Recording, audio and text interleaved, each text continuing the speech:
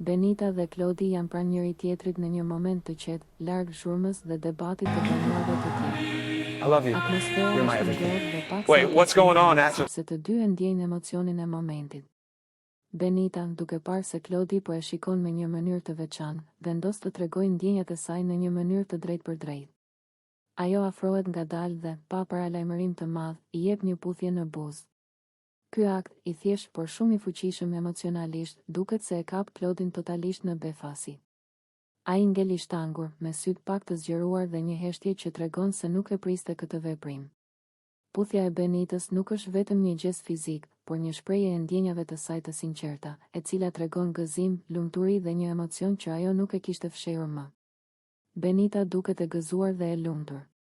Buzëqeshja e saj është e qartë dhe e madhe, duke reflektuar kënaqësinë që ndjen për këtë moment.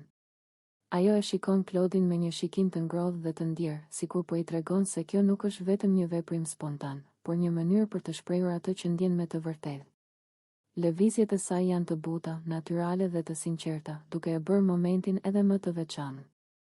Klodi, ndërkohë, duket sikur nuk di çfarë të thotë apo të bëjë.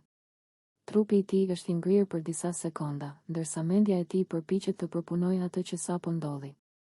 Ai e di se ky moment është më shumë se një puthje e thjeshtë, është një deklaratë emocionale dhe një hap I madh nga Benita, një sinjal I qartë I ndjenjave të saj.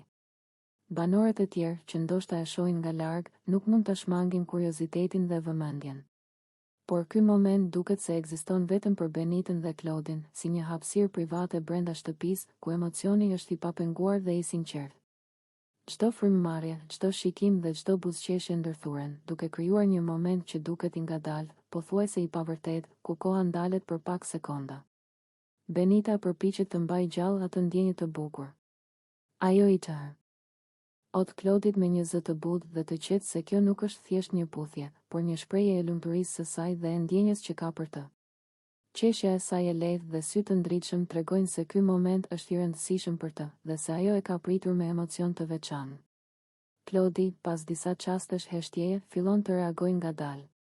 Ai e prek dorën e Benitës dhe e shikon me një shikim të butë, ku emocionet e tij fillojnë të bëhen të dukshme. Ai kupton rëndësinë e veprimit të saj dhe, edhe pse mbetet I shtangur për pak, ndjen një ndjesi të veçantë gëzimi dhe kënaqësie që nuk mund ta përshkruajë me fjalë. Ky moment zgjedh disa minuta, sepse asnjëri nuk dëshiron të përfundojë menjëherë. Çdo lëvizje, çdo shikim dhe çdo buzëqeshje janë të ngarkuara me emocion. Benita ndjehet e sigurt dhe e lumtur për të treguar ndjenjat e saj, ndërsa Klodi përpiqet të kuptojë dhe të ndjejë atë që po ndodh. Në heshtje, ai fillon të ndjejë afërsinë dhe lidhjen që ka me të, dhe kjo puthje shndërrohet në.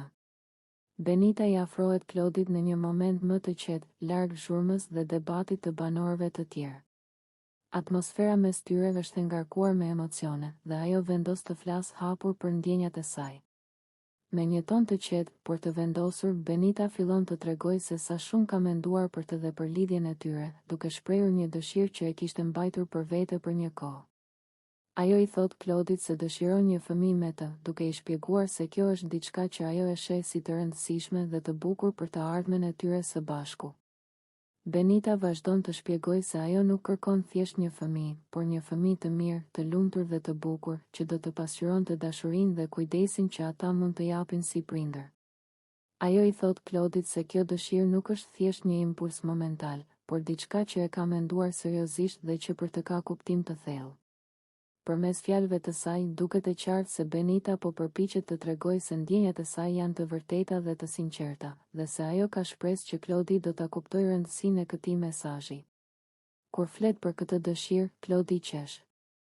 Qeshja e tij nuk është e ftohtë apo përbuese, por duket si një reagim I lehtë, I habitur nga sinqeriteti dhe hapësira që Benita ka zgjedhur për ta shprehur. Ai nuk e ndalon, por vazhdon të dëgjojë, ndërsa Benita shpreh emocionet e saj me intensitet.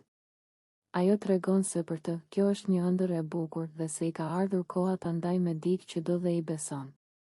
Benita shkon edhe më tej, duke folur për të ardhmen dhe për momentet që ajo imagjinon se mund të kalojë së bashku me Klodin dhe një fëmijë. Ajo përmend se dëshiron një familje të vogël, të ngrohtë, ku ka respekt, dashuri dhe përkujdesje.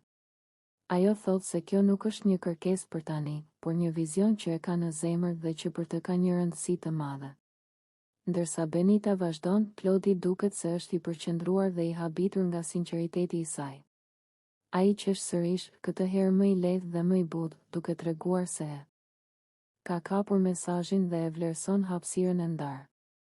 Reagimi i tij i bën të dy të ndihen më afër dhe krijon një moment të veçantë, ku fjalët, emocionet dhe shikimet ndërthuren dhe bëjnë që koha të duket e ngadalë. Benita e mbyll bisedën duke thënë se e di që gjithçka ka kohën e vet dhe se nuk ka nxitim, por donte të shprehte atë që ndjen. Qeshja e Klodit mbetet aty si një shenjë e mirëkuptimit dhe e një reagimi të ndershëm, dhe atmosfera mbetet e ngrohtë dhe e qetë, duke lënë pas tensionet e ditëve të mëparshme. Ky moment kthehet në një nga bisedat më të gjatë dhe më të ndjeshme mes tyre, duke treguar afërsi, emocion dhe besim që krijohet vetëm në marrëdhënie të sinqerta. Ludo vendos të flasë hapur dhe pa rrotulla për ndjenjat e tij ndaj Benitës, në një moment që duket i ngarkuar emocionalisht. Ai e thërret Benitën për një bisedë më të qetë, larg shurmës së të tjerëve, dhe fillon t'i shpjegojë se prej ditësh e ka menduar këtë gjë. Ai thotë se e pëlqen sinqeritetin e saj, mënyrën si sillet në shtëpi dhe energjinë që ajo sjell, duke shtuar se për të Benita nuk është thjesht një lojtare, por dikush që i ka zgjuar ndjenja të vërteta. Teksa flet, Ludo duket i emocionuar dhe pak i tensionuar. Ai pranon se nuk është e lehtë të shprehë ndjenjat, sidomos në një ambient ku gjithçka shihet dhe komentohet. Ai thotë se nuk pret asgjë me zor, por ndjeu nevojën t'i tregojë Benitës se çfarë ndjen, sepse nuk dëshiron ta mbajë brenda. Fjalët e tij janë të drejtpërdrejta dhe pa lojra, duke treguar se ai është i gatshëm të rrezikojë një refuzim vetëm për të qenë i sinqert. Benita e dëgjon me vëmendje, pa e ndërprerë. Ajo qëndron e qetë, por fytyra e saj tregon se e ka të qartë çfarë do të thotë. Pasi Ludo përfundon, Benita merr frymë thellë dhe i përgjigjet pa hezitim. Ajo i thotë se e vlerëson shumë guximin e tij dhe faktin që ai foli hapur, por se ndjenjat e saj janë diku tjetër. Me një ton të prerë, por të qartë, ajo thotë, "Unë dua Klodin." Këto fjalë e mbyllin menjëherë çdo hapësirë për keqkuptim. Benita shton se nuk dëshiron ta mashtrojë askënd dhe se nuk ka ndërmend të luajë me ndjenjat e Ludës. Ajo shprehet se zemra e saj është e fokusuar te Klodi dhe se, pavarësisht respektit që ka për Ludon, nuk mund t'i japë shpresë. Refuzimi i saj është direkt dhe pa kthesa, duke e bërë të qartë pozicionin e saj. Ludo mbetet për disa çaste në heshtje. Ai përpiqet ta mbajë veten, por duket se refuzimi e prek. Megjithatë, ai mundohet të tregojë pjekuri dhe i thot Benitës se e kupton përgjigjen e saj. Ai shton se të paktën tani ndihet më i lehtësuar që foli dhe nuk mbajti ndjenjat për vete. Edhe pse i zhgënjur, ai përpiqet të ruajë qetësinë dhe respekt.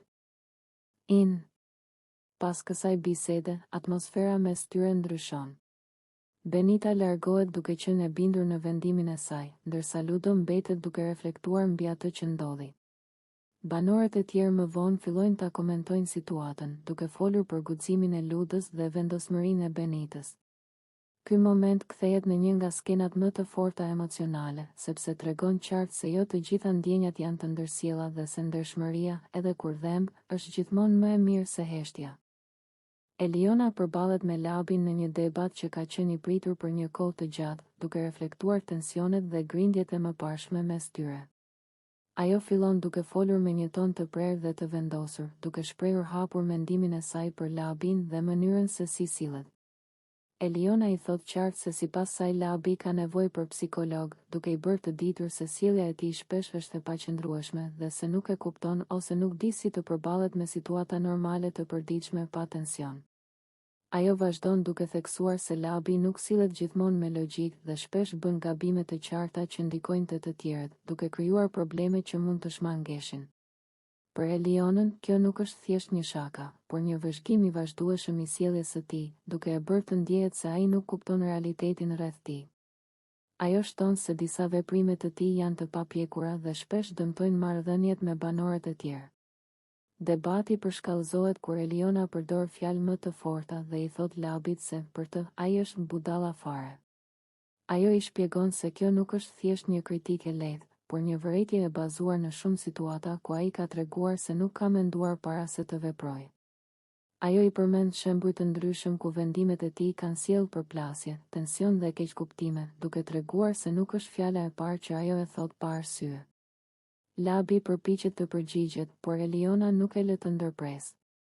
Ajo shpreh qëndrimin e saj me qartësi dhe pa ndonjë qëllim të fshehur, duke thënë se çdo situatë ku ai ka reaguar impulsivisht ka treguar dobësinë e tij dhe mungesën e kontrollit emocional.